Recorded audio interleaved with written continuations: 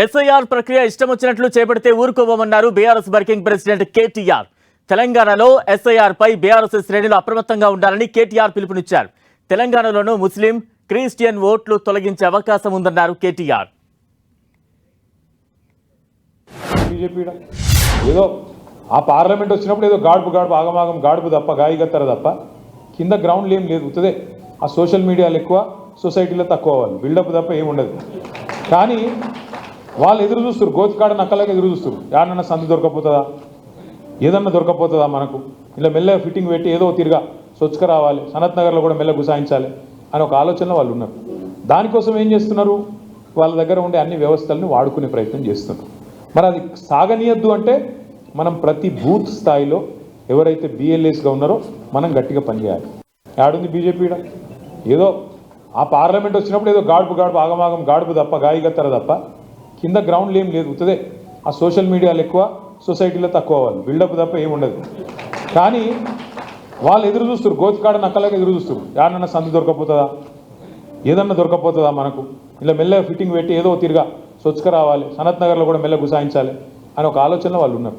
దానికోసం ఏం చేస్తున్నారు, వాళ్ళ దగ్గర ఉండే అన్ని వ్యవస్థలను వాడుకునే ప్రయత్నం చేస్తున్నారు. మరి అది సాగనీయద్దు అంటే మనం ప్రతి బూత్ స్థాయిలో ఎవరైతే బిఎల్ఏస్గా ఉన్నారో, చాలామందికి అనుమానాలు ఉన్నాయి. ఈ డబ్బాలు గోల్మాలు అవుతున్నాయి, అందులోమో ఉన్నది, ఆ చిప్పు అటు ఇటు అవుతుందట, ఉన్నాయా లేవా నేను చెప్పేది. చాలామందికి అనుమానాలు, లేకపోతే గిన్నిగానం ఎట్లా గెలుస్తారు, వీళ్ళు చేసింది ఏముడిది, ఇట్లా చాలామందికి అనుమానాలు ఉన్నాయి. అందుకే మొదటి డిమాండ్ ఏం పెట్టినాం ఆ రోజు అంటే, మేము పోయి అయ్యా పెద్ద పెద్ద దేశాలు, అమెరికా లాంటి దేశాలు, జర్మనీ లాంటి దేశాలు వాళ్ళే ఈవీఎంలు వద్దంటుండ్రు, వాళ్ళే కొంతమంది అయితే పెట్టిర్రు మళ్ళీ తీసేసిండ్రు. మరి మన కాడ గిన్ని అనుమానాలు ఉన్నప్పుడు ఇది అంతే ఎందుకు, తీసేయండి, మళ్ళా పేపర్ బ్యాలెట్ పెట్టండి, తప్పకుండా దానివల్ల లాభం అవుతుందని చెప్పి కూడా మన పార్టీ తరఫున డిమాండ్ చేసింది. చాలామందికి అనుమానం, బీజేపీ వాళ్ళు వచ్చినాక వాళ్ళకు కొన్ని పిచ్చి పిచ్చి ఆలోచనలు ఉంటాయి.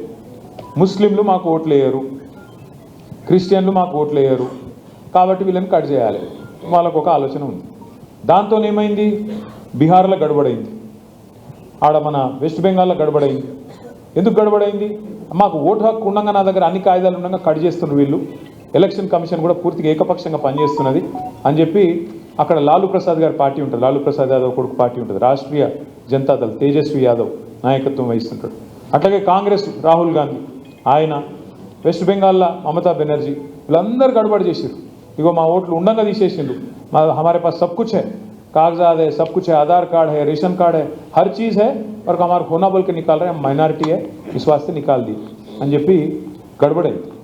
అందుకే ఏమనుకున్నామంటే మన పెద్దలు కేసీఆర్ గారి నాయకత్వంలో మరి మన రాష్ట్రంలో ఇటువంటి కథలు చేయనీయదు వీళ్ళను. దానికోసం ఏం చేస్తున్నారు, వాళ్ళ దగ్గర ఉండే అన్ని వ్యవస్థలను వాడుకునే ప్రయత్నం చేస్తున్నారు. మరి అది సాగనీయద్దు అంటే మనం ప్రతి బూత్ స్థాయిలో ఎవరైతే బిఎల్ఏస్గా ఉన్నారో మనం గట్టిగా పనిచేయాలి.